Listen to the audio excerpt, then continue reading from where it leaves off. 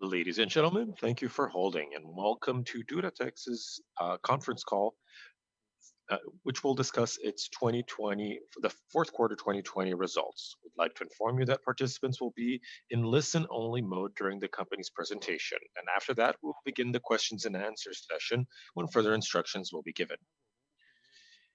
If you should require any assistance during the conference call, please request the help of an operator by dialing *0.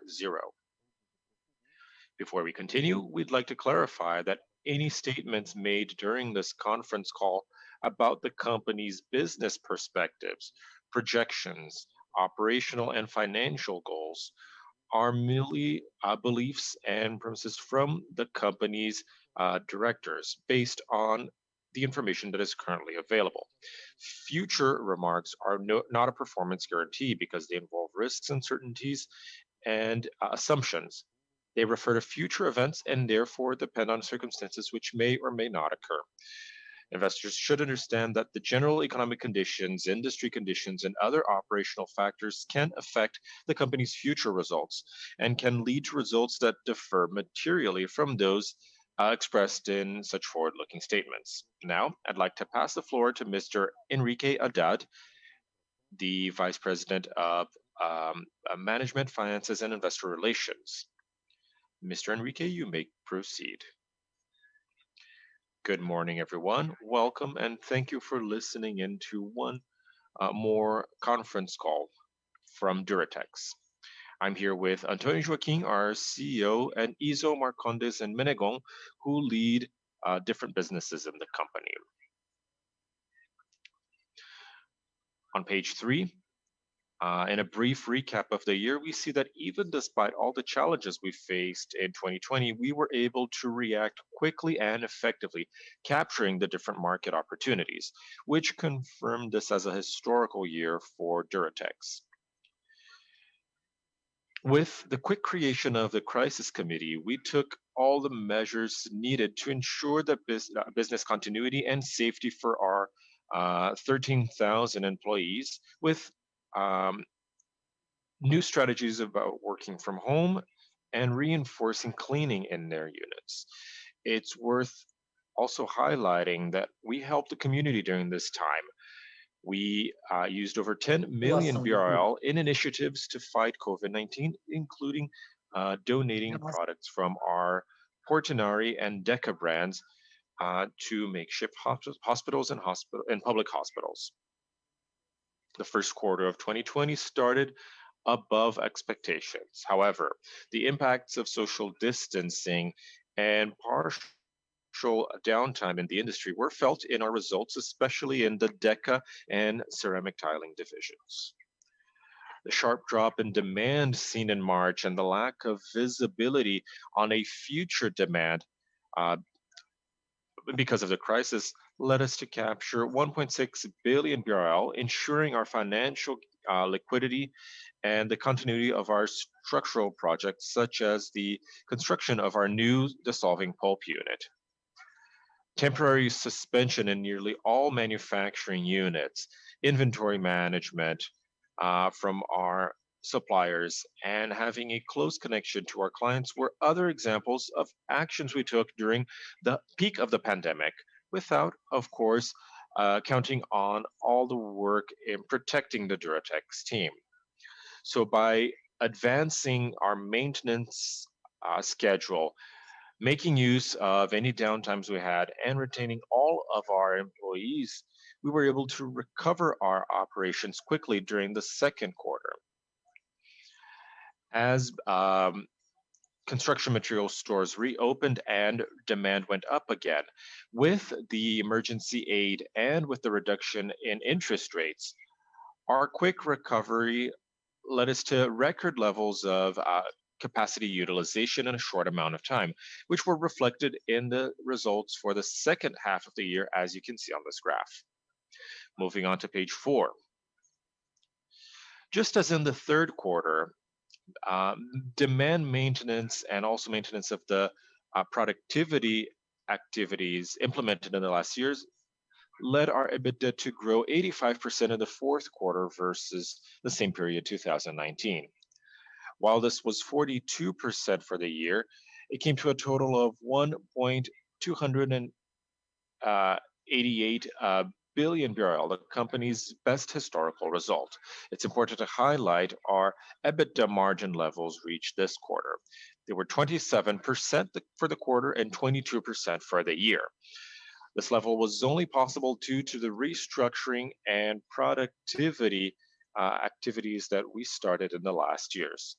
Another important factor was a well-managed price hike uh, it, management for all divisions to offset the negative effects of inflation in the last months and to preserve our margins.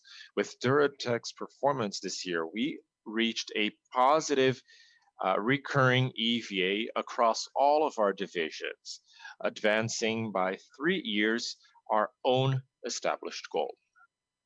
This is a very pleasing result, and it shows that we are on the right path. We now continue with a cash flow analysis on page 5. As we've said in the last meetings, with the pandemic, we had to reorganize our structure and our production flow to continue servicing clients, but with the lowest impact possible to our cash. The main challenge was maintaining product availability with a quick adjustment of the production facing the current demand, and also an effort in servicing clients with a significant reduction in inventory, which reached their lowest historical levels in some businesses.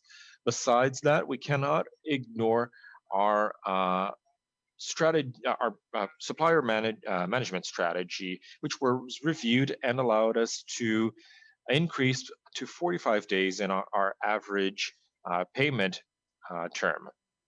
Considering this improvement in working capital, we closed 2020 with a record cash generation of 1.1 billion BRL without including growth projects that included over 500 million BRL in LD's pulp for the construction of our new dissolving pulp unit. On capex, we were able to finish the year at a lower than expected level, a total of 462 million BRL. This took place especially because of a reduction in expenses due to the pandemic. Looking at the impacts of this result on our indebtedness, we will continue on slide 6. There was a strong increase in operational results and a high cash generation, which more than offset the effects of the crisis, taking our debt to 1.2 times the net debt to EBITDA ratio. This result goes to show the company's financial solidity and our efficient crisis management. With the debt and with the reduction in leveraging, we were able to advance payment in some of the resources we captured in the beginning of the year, liquidating 510 million BRL this year. We reduced the company's exposure to short-term debt and reduced its average cost. Finally, this quarter, we announced that we would pay JCP its total value of 217 million BRL and additional dividends of 300 million BRL, taking our dividend yield to 3.9%.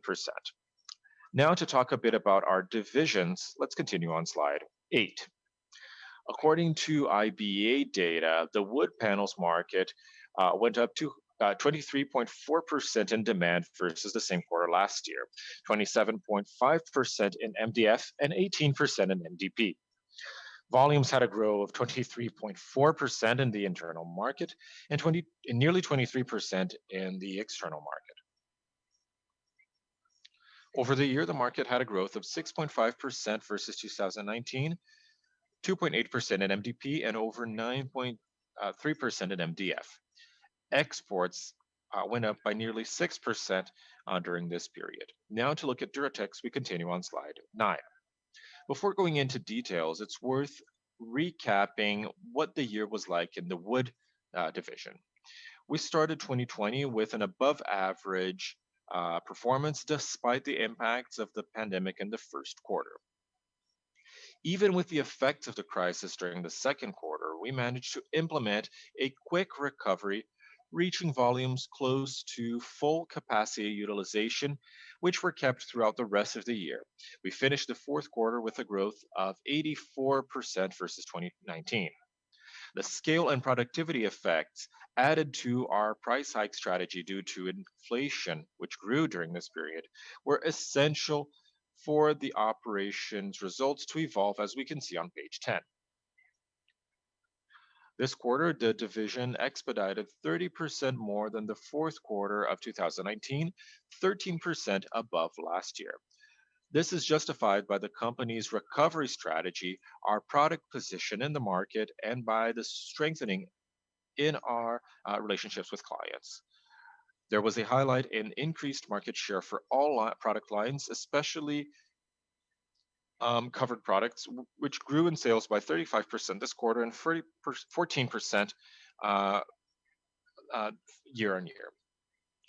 For the foreign market, exchange devaluation and our strengthening in exports took us to new markets, which allowed us to increase our exported volumes by 30%, once again, uh, going over what happened for the industry as a whole. Another positive highlight was our successful price increase strategy, which led to an increase of nearly 13% in unit revenue in the fourth quarter of 2019, with a growth of 46% in our net revenue. This performance led the wood division EBITDA to grow 84% in the fourth quarter and 38% for the entire year versus 2019. Moving to the Deca division, we'll continue on slide 12. The civil construction materials market, after suffering a sharp drop in the first half of the year, improved throughout the second half, according to Abramat data, which showed an average increase of 12.5% in the fourth quarter versus 2019, resulting in a stable performance for the entire year. Looking at DECA on page 13, in the first quarter, impacted by a flooding in its metal unit in São Paulo, the division still had a smaller demand as the economy closed in the early pandemic, which started improving after stores reopened. In the second quarter, even with record sales for the Hydra brand, which offset some of the reduction in total volume, results were still impacted by the pandemic, with a reduction of 64% versus the second quarter of 2019. However, by strengthening commercial actions in several markets, um, marketing activities with clients, and a strong recovery in the refurbishment industry, we had a higher level in the third and fourth quarters, which had consecutive production and invoicing records. We'd like to highlight the marketplace, which was launched for DECA in the third quarter of 2020. With this movement, we aim to get closer to the end consumer and to have a better product position, follow the online buying trend that took place in the pandemic. And this was a strong step for Duratex and its brands on the long run. Now, looking at our results, we continue with slide 14. DECA continued with a strong result in the fourth quarter. Our volumes sold were 21% higher, and the division's net revenue was up by 25%. The priority given to the operational efficiency pillar in the last years led the company to consolidate its assets, reducing strategically the number of SKUs and finding asset-light solutions to launch new products connected to cost reduction projects and increased productivity in plants, which made the unit cast cost of the division to go down by nearly 5% versus the fourth quarter of 2019. Due to this, we finished the quarter with an adjusted recurring EBITDA 87% higher than the same period 2019, a margin of nearly 23%. For 2020, our EBITDA growth was 25% versus 2019, a total of 306 million BRL. Now to discuss ceramic tilings, we continue on page 16. The ceramic tiling market, according to Unfacer data, presented this quarter an average growth of 12.1% versus the fourth quarter of 2019, while this growth was 2.5% for the entire year. The industry's utilization levels were 84% of utilization this quarter, which was higher than the fourth quarter of 2019. For more details on ceramic tilings for Duratex, we continue on page 17. Before we begin, it's important to remind you that we concluded the Secrisa acquisition in August 2019, which will generate some discrepancies in the yearly comparisons. The ceramic tile division started the year attempting to capture synergies between the Ceusa and Portinari brands and concluding our ramp up in the new line, the first 4.0 industry of the company. Just as in DECA, the slowdown in the economy really impacted the division, showing a negative result in the second quarter. The scenario started to resolve in the third quarter when utilization levels went up again. Considering synergies, this was a year of major achievements. We accelerated initial plans with above expected results. Brands were integrated, and the Ceusa brand performed very well on social media with promising results. We now continue on page 18 for the division's results. Besides brand management with remodeled administrative and commercial structures, we focused on cost-cutting and productivity initiatives, which ensured that our results were above the initial estimate. The Ebitda margin reached nearly 25% in the fourth quarter of 2020, an expressive high of 62% in adjusted and recurring EBITDA versus 2019. And this is in comparable basis considering the consolidation of the Secrisa and Ceusa operations. During the fourth quarter, we also launched our smart stores, as we showed during the last Duratex Day. More details can be obtained in our video pages and our IR website.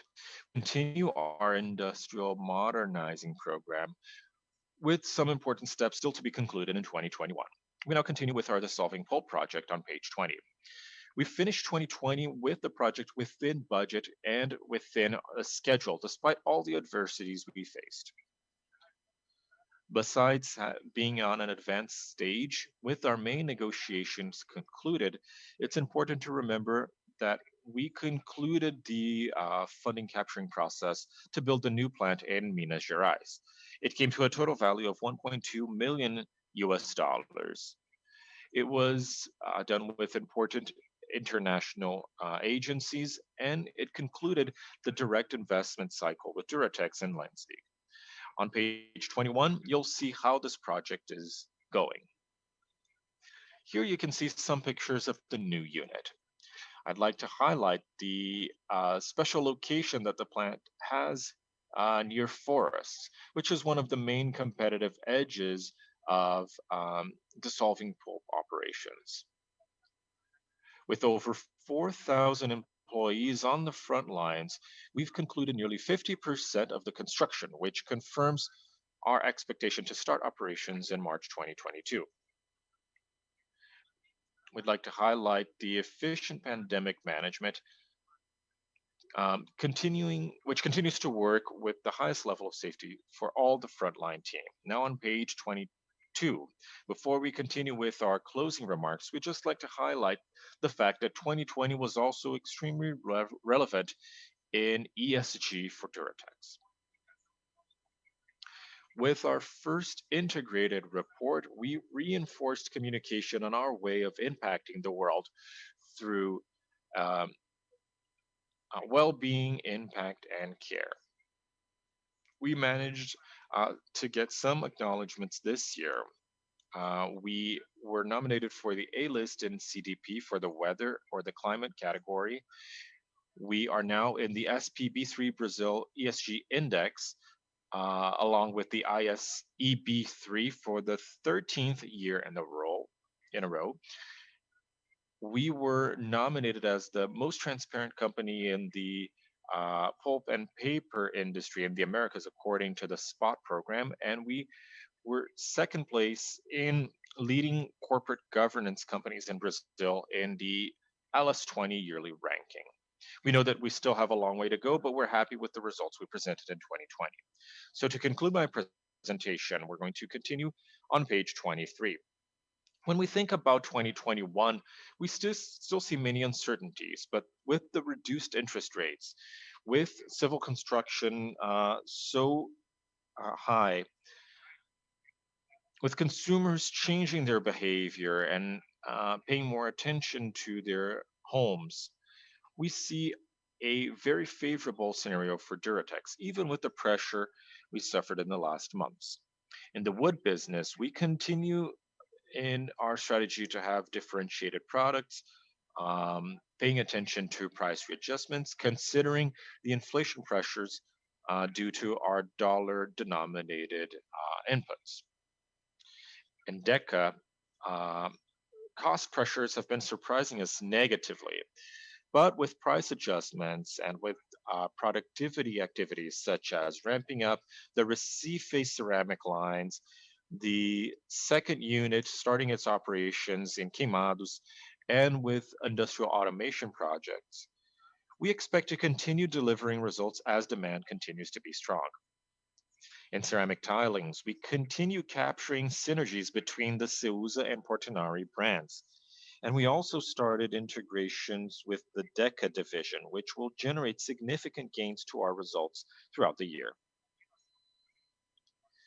With the dissolving pulp projects, as I presented, we continue to be on schedule. We have a confirmed budget, and we see that prices are improving in the dissolving pulp market, which favors this division's results with operations starting next year. We have a very positive horizon. We're very confident. Thank you for the attention, and we'll now continue with the questions and answer session. We will now begin the questions and answer session. If you'd like to ask a question, please dial *1. And if you'd like to remove your question from the list, please dial *2.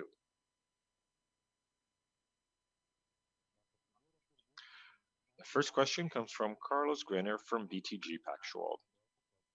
Your line is open. You may proceed, sir. Hello, good morning, everyone. I have a couple of questions, and the first is on the demand for Duratex products overall. I think the entire market is having trouble understanding how demand is going to behave in 2021 after such a strong half of the year, which was the second half of 2020. You were in full steam across all of your divisions, a strong growth, and it seems like now we're trying to measure or at least understand how much of this will continue for the first and second quarters of this year. So can you give us any color? How much are you getting in terms of new orders?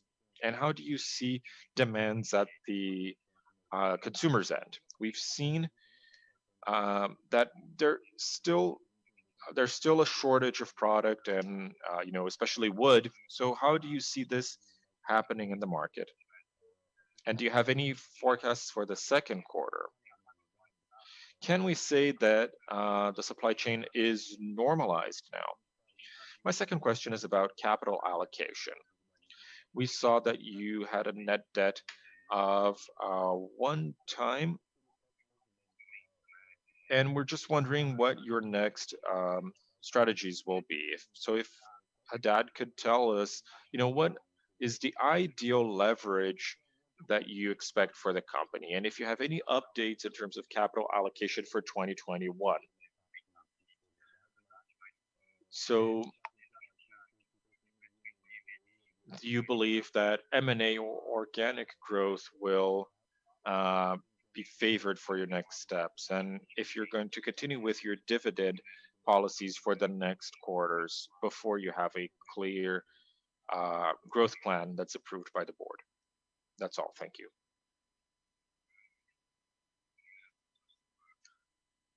Hi, Caio. Thank you for your question. So, two different topics. So, let me answer your question on demand.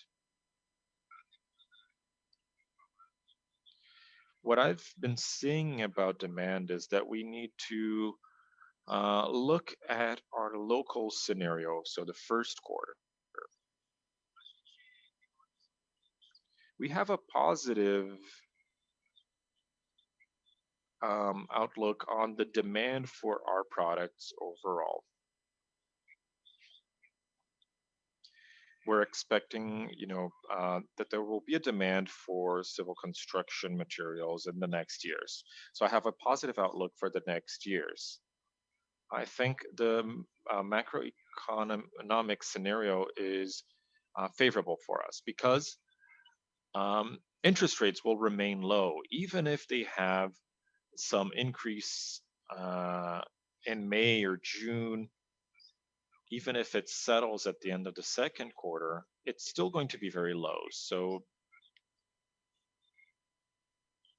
the trend, according to all of our market indicators, is for interest rates to be low around the world. So this will be extremely favorable to our business. The other thing is that people have been valuing their homes, people have been working from home, and we should not underestimate that. There is a strong growth in demand, and this should continue in the next years because, it's not that we are going to, get through the pandemic. Of course, we're still going to deal with it for this year, but it's not for that fact that things will change. We see that people are now moving away from major urban areas. So this is very positive for us. And this wave of new constructions that started in 2020 will continue in 2021. And it will use, in the next 2 or 3 years, a lot of our products. So, it takes 2 to 3 years to build an apartment building, and will come in at the end of the process. So it seems like all of the stars are lining up for us for our wood panels division. And I think it should continue to be that way in the next years. If we don't have any uh, political turbulence in Brazil or any macroeconomic changes that affects everyone, we'll have a positive scenario. About the demand, it continues to be strong. We don't have any. We'll definitely have a great year in 2021. We expect to continue to grow. I think it will be a bit more um, stable. We don't expect, stores to close again. So we expect that this year will be much better than 2020. So we still expect to improve, and demand continues to be strong across all divisions. We have some important strategies not only for this month where we had a strong demand, but we also, in the first quarter, had a great inventory. And I think inventories are still going to take some time to normalize. I'm not sure if we can keep up with the demand that we will have this year.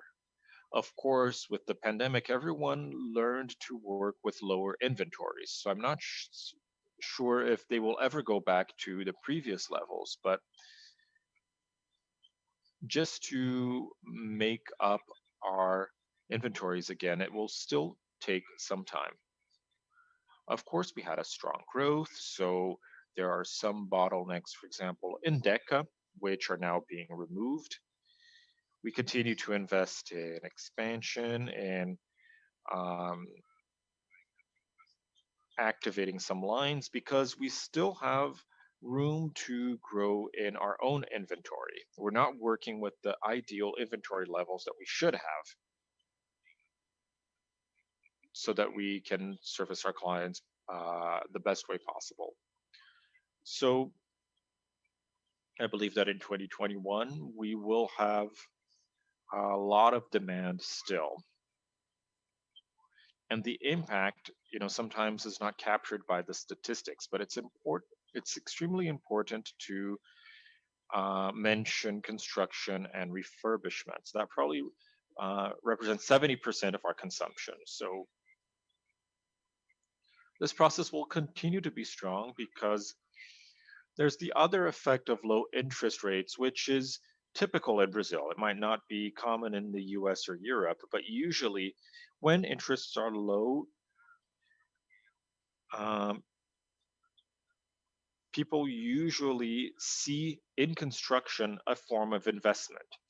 So there's a possibility, and this is still growing, of that happening, and that's going to benefit our business. So, in terms of demand for capital, we reached a debt level of nearly one this year, and we should continue to have a very low debt level. Of course, we are always looking at different alternatives. As you can see, we paid out dividends, um, well,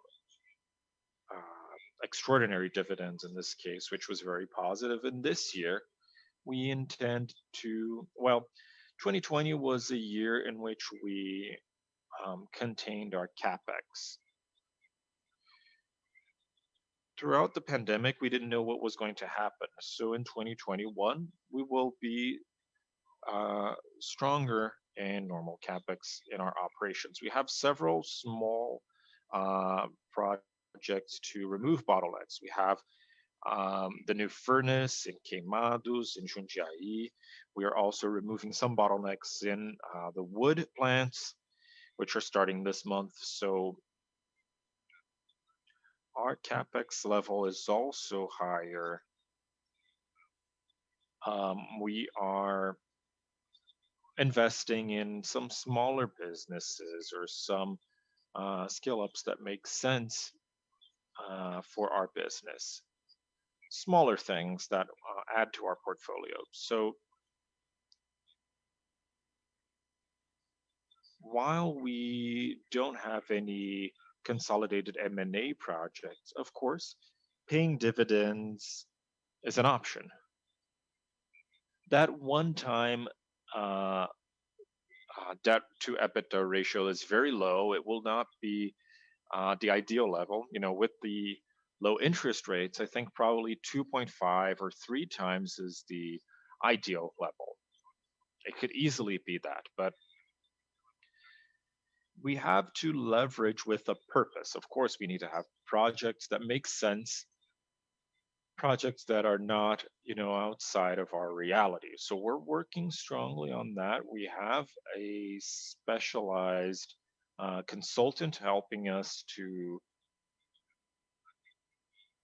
define strategies, especially throughout the first half of the year. Our board is very active, so inorganic growth is a possibility. There are some possibilities, that some alternatives that we're analyzing, but the company, as you can see, is prepared to grow. We want to grow. Our view for 2021 is positive, so we don't expect, to do anything just to leverage things for leveraging sakes. Things need to make sense. They need to be critic in our point of view. And while we're waiting for opportunities, we will continue to take care of our cash. We are paying our debts. We have some opportunities to invest in removing bottlenecks, and this is what we're doing. And we may have the option to have dividends. But of course, our plan is to grow. So we're looking at opportunities there.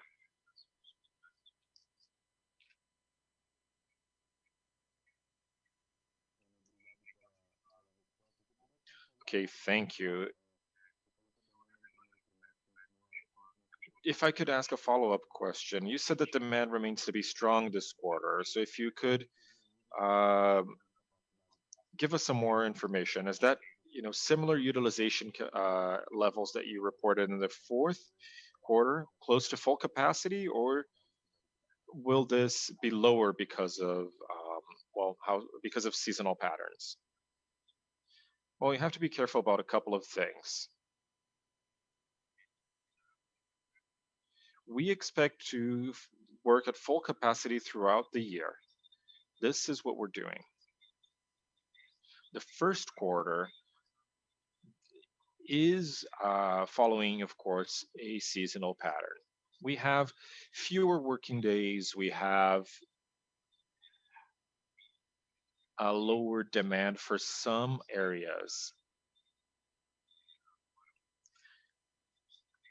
For Hydra and for the wood lines, we have some scheduled downtime, which reduces, supply just as it does for all of our competitors. But our plan is to work at full capacity in all of our plants throughout the year. We don't expect to reduce that for now. And this will definitely not happen in the first quarter. So we should operate at full capacity. But of course, we have to be careful when we look at last year as a reference. There were some things from last year which are sustainable. For example, we had many of our costs avoided, and some of these costs will exist now. We had a capex project that was postponed, and it will continue. It will exist now, or maintenance time, which needs to be used now. So we can't keep the same cost level as we did last year, but we intend to work with the same margins. Margins, I think, are stable. So as I said, we should have a full year, and we have positive expectations. For example, in our results, we expect to expand our results in 2021, but we need to be careful about cash generation. Cash generation last year was extraordinary. No company uh, can convert 1.1 billion in net cash. So this should not remain the same in the next cycle. We're not going to use capital in the same way. So it will probably be lower, but will still be much better than expected. So our expectation is positive for the year, and we expect to continue to have a very strong pace this year. The only exception are the seasonal patterns that we see. We have inflation a bit higher too, so we need to pay attention to that, but operations will remain at the same level. Thank you, Antonio.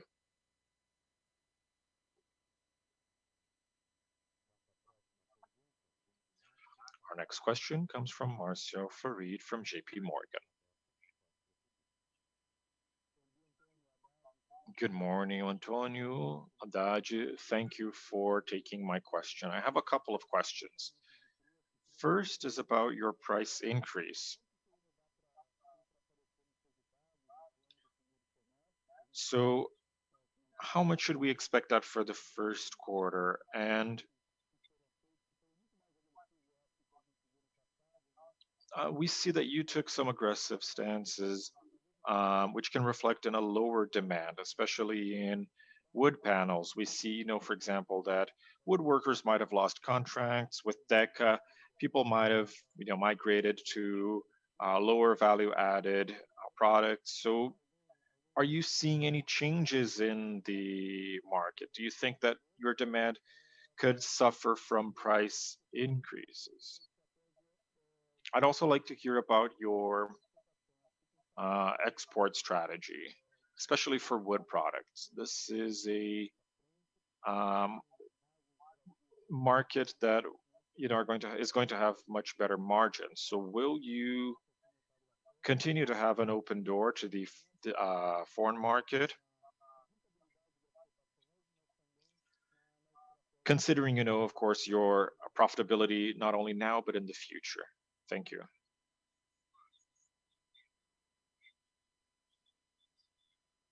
On prices, as you know, increases were posted. We had an uncommon year when it comes to price. We were pressured in our inputs by inflation, so we had a higher price throughout last year.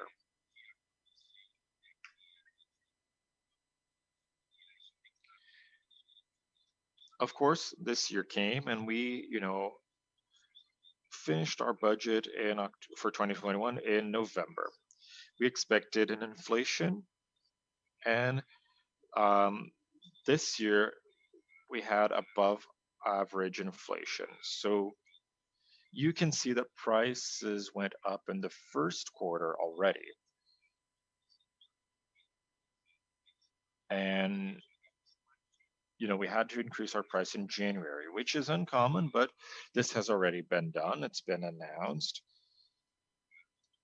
Orders were placed. Of course, we're going to honor the orders that were already placed, but some of the price hikes, for example, were 15% in wood panels, 10% in Deca, 6% in ceramic tiling. So this would normally be postponed, but it was done to mitigate an important inflation effect that we're having. Inputs such as packaging, metal, uh, commodities went up, natural gas went up significantly. So this, of course, affects our costs. I'd say that these increases will mitigate inflation for us if we have any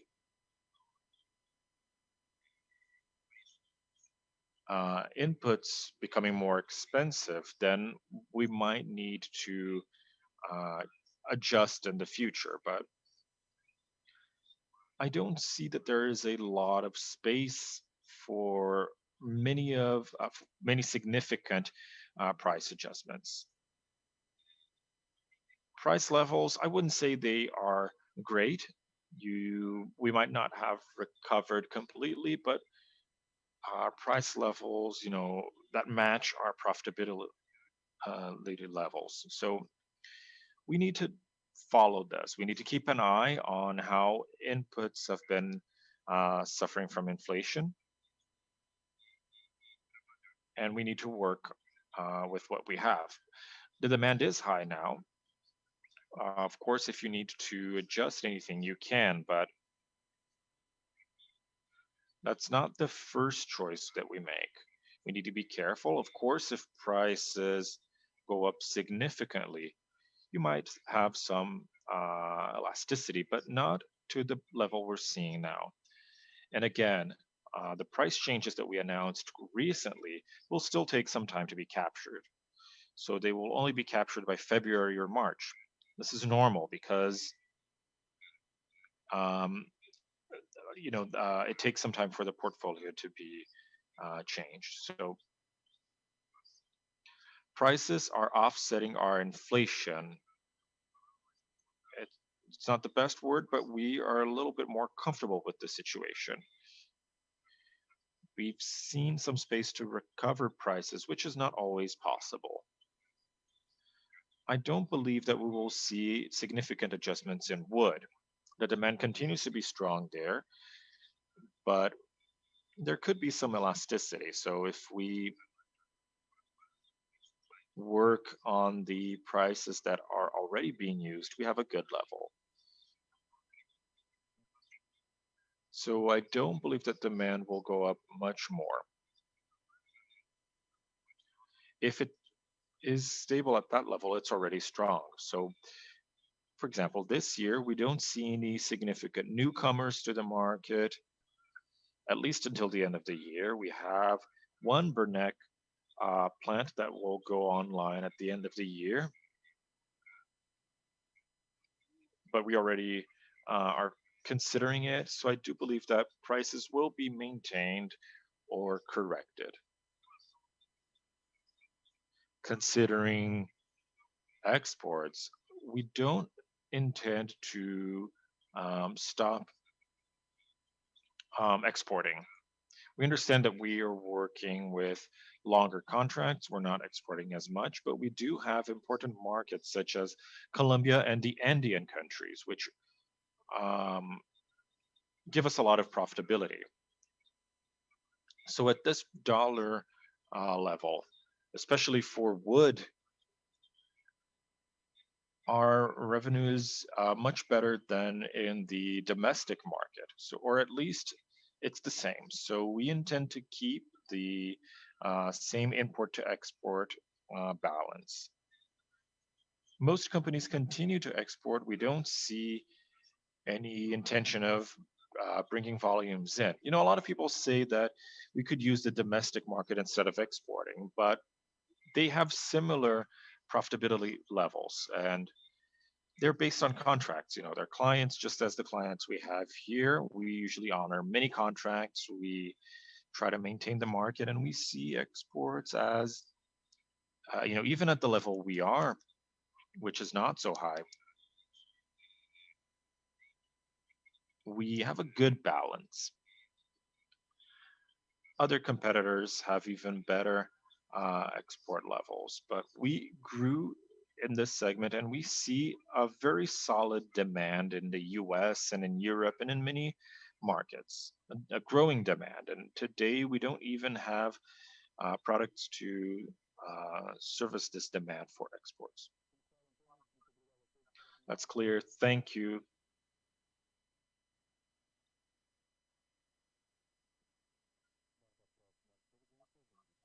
The next question comes from Tiago from Bradesco. Tiago, your line is now open. Antonio, can you hear me? I think we have a technical issue here. I think we've lost contact with everyone. We can hear you. So do we have any questions? Well, if there are no further questions, we can now continue with the closing remarks. Natasha, there must be questions. There must have been some technical issues because we can't hear them anymore. Tiago, do you have any questions? Can you hear me? I didn't hear Tiago's question.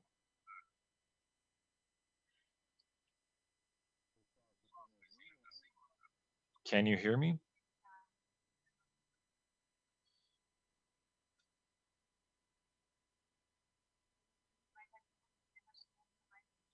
Well, we don't see any other questions, so if you can continue with your closing remarks.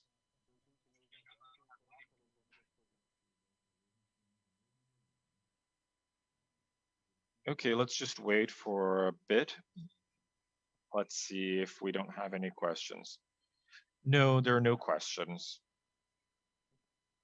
No questions in the queue, Antonio. Okay, so I would like to thank everyone for listening to our call. And if you have any questions, if you were unable to ask them, we can provide the answers through the investor relations team or directly with me. Thank you. Have a good afternoon. This concludes Duratec's conference call. Thank you for listening and have a great day.